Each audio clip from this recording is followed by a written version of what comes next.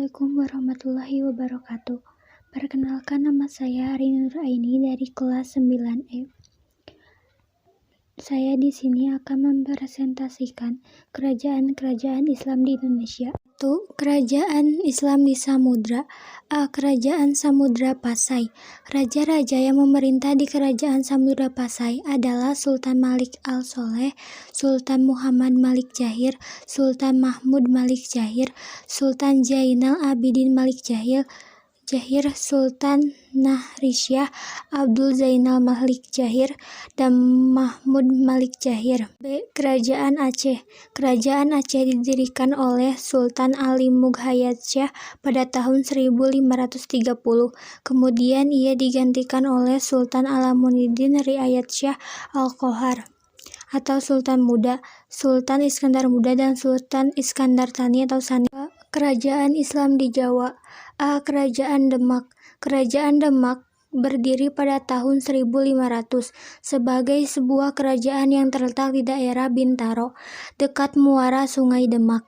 Raja-raja yang memerintah di Demak yaitu Raden Fatah sebagai pendiri dan raja pertama, Pati Unus, Sultan Tenggono, dan Sunan Prawoto. B. Kerajaan Mataram Islam.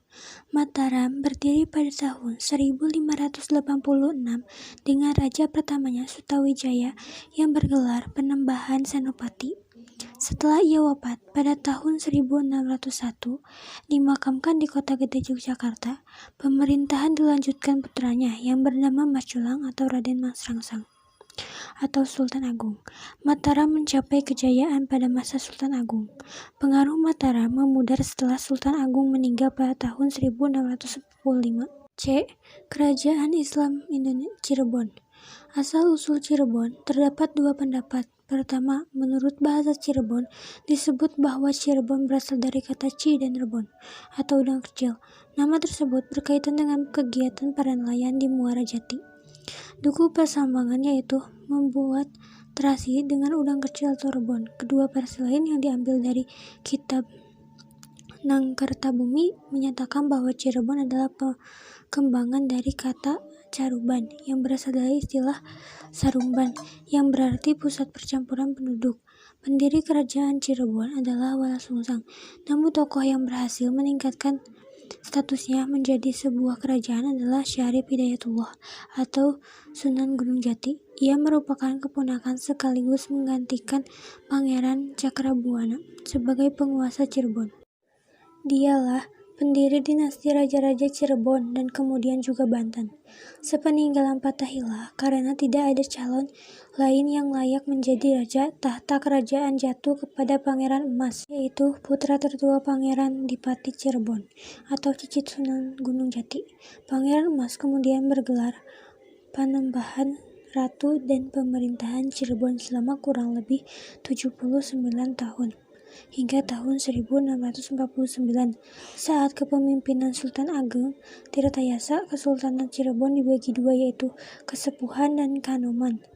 Pangeran Martawijaya diangkat menjadi Sultan Keraton Kasepuhan dan memerintah hingga tahun 1703.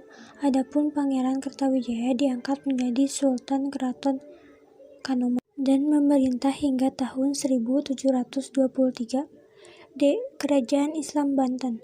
Pada awalnya, kawasan Banten yang dikenal pula dengan sebutan Banten Girang merupakan bagian dari Kerajaan Sunda. Kedatangan pasukan Kerajaan Demak di bawah pemimpin Maulana Hasanuddin ke kawasan tersebut, selain untuk memperluas wilayah, juga sekaligus menyebarkan dakwah Islam, kemudian dipicu oleh adanya kerjasama Sunda Portugis dalam bidang ekonomis dan politik. Hal ini dianggap dapat membahayakan kedudukan Kerajaan Demak. Selepas kegagalan mereka mengusir Portugis dan Maluku tahun 1513. Atas perintah Sultan Trenggono, Maulana Hasanuddin bersama Fathahillah melakukan penyerangan dan penaklukan pelabuhan Kelapa sekitar tahun 1527, di mana waktu itu masih merupakan pelabuhan utama dan kerajaan Sunda. Masa Sultan Agung Tirtayasa bertahta 1651 sampai 1682 dipandang sebagai periode kerajaan Banten di bawah kekuasaannya. Banten memiliki armada yang mengesankan dibangun berdasarkan contoh Eropa, serta telah mengupah orang Eropa bekerja pada kerajaan Banten. Dalam mengamankan jalur pelayaran, Banten juga mengirimkan armada lautnya ke Sukadana atau kerajaan Tanjung Pura atau sekarang di Kalimantan Barat dan menaklukkan pada tahun 1661. Pada masa ini Banten juga berusaha keluar dari tekanan yang dilakukan Foch yang sebelumnya telah melakukan blokade atas kapal-kapal dayung menuju Banten. 3. Kerajaan Islam di Sulawesi. Kerajaan Islam yang terdapat di Sulawesi diantaranya Gowatalo, Makassar, Bone, Wajo, dan Sopeng, serta Buton. Dari sekian banyak kerajaan itu yang paling terkenal adalah Gowatalo. Pada awalnya di daerah Gowa terdapat 9 komunitas yang dikenal dengan nama Bate Salapang atau 9 bendera, yaitu Tombolo, Lakiung, Parang-Parang, Data, Agengjene, Saumata, Bisei, Sero, dan Kalili, yang kemudian menjadi pusat kerajaan Gowa. Kerajaan ini mencapai puncak kebesarannya pada masa pemerintahan Sultan Hasanuddin. Atas keberanian Sultan Hasanuddin melawan Belanda, mereka memberikan julukan kepadanya sebagai ayam jantan dari timur. Sekian presentasi dari saya. Mohon maaf bila ada kesalahan. Wassalamualaikum warahmatullahi wabarakatuh. Caruban, yang berasal dari istilah Sarumban, yang berarti pusat percampuran penduduk. Pendiri kerajaan Cirebon adalah Wala Sungsang. Namun tokoh yang berhasil meningkatkan statusnya menjadi sebuah kerajaan adalah Syarif Hidayatullah atau Sunan Gunung Jati. Ia merupakan keponakan sekaligus menggantikan Pangeran Cakrabuana sebagai penguasa Cirebon. Dialah pendiri dinasti Raja-Raja Cirebon dan kemudian juga Banten. Sepeninggalan Fathahillah, karena tidak ada calon lain yang layak menjadi raja, tahta kerajaan jatuh kepada Pangeran Emas, yaitu putra tertua Pangeran Dipati Cirebon atau cicit Sunan Gunung Jati.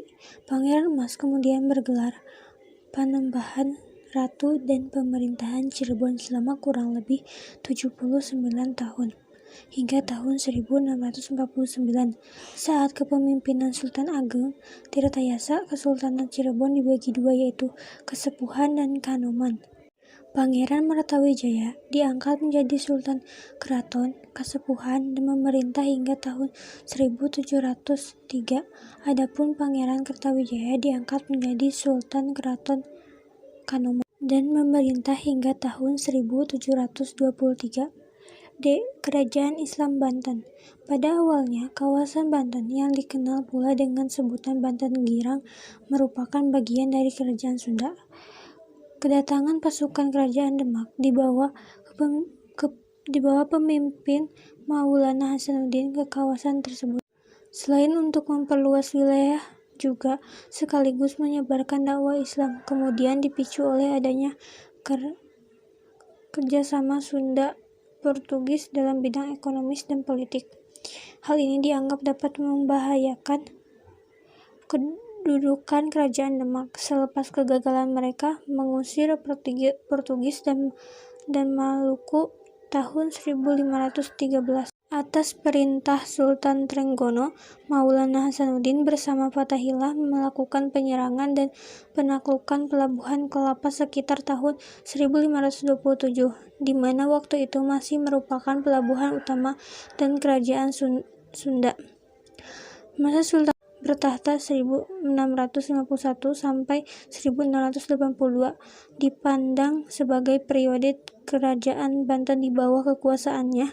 Banten memiliki armada yang mengesankan dibangun berdasarkan contoh Eropa, serta telah mengupah orang Eropa bekerja pada kerajaan Banten. Dalam mengamankan jalur pelayaran, Banten juga mengirimkan armada lautnya ke Sukadana atau kerajaan Tanjung Pura atau sekarang di Kalimantan Barat dan menaklukkan pada tahun 1661. Pada masa ini Banten juga berusaha keluar dari tekanan yang dilakukan Foch yang sebelumnya telah melakukan blokade atas kapal-kapal dayung menuju Banten. 3. Kerajaan Islam di Sulawesi. Kerajaan Islam yang terdapat di Sulawesi diantaranya Gowatalo, Makassar, Bone, Wajo, dan Sopeng, serta Buton. Dari sekian banyak kerajaan, itu yang paling terkenal adalah Gowatalo. Pada awalnya di daerah Gowa terdapat 9 komunitas yang dikenal dengan nama Bate Salapang atau 9 bendera, yaitu Tombolo, Lakiung, Parang-Parang, Data, Agengjene, Saumata, Bisei, Sero, dan Kalili, yang kemudian menjadi pusat kerajaan Gowa. Kerajaan ini mencapai puncak kebesarannya pada masa pemerintahan Sultan Hasanuddin. Atas keberanian Sultan Hasanuddin melawan Belanda, mereka memberikan julukan kepadanya sebagai ayam jantan dari timur. Sekian presentasi dari saya. Mohon maaf bila ada kesalahan. Wassalamualaikum warahmatullahi wabarakatuh.